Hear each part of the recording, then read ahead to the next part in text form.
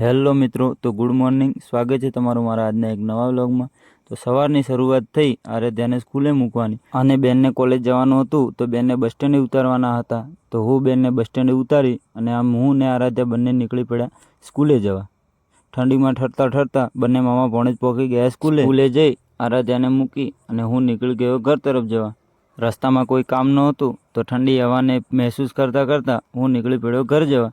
ત્યાં વચ્ચે મમ્મીનો કોલ આવ્યો કે શાકભાજી લેવાની હતી, તો હું નીકળી પડ્યો શાકભાજી લેવા ગામમાંથી શાકભાજીની ખરીદી કરી અને હું આવી ગયો ઘર તરફ. આજે તો ભાણુભા થોડા બીમાર હતા, તો પ્રવીણ તેમને હોસ્પિટલ લઈ ગયો. તો આરાધ્યાને લેવા પણ મારે જ જવાનું હતું. તો સમય થતાં હું પહોંચી ગયો આરાધ્યાને લેવા માટે.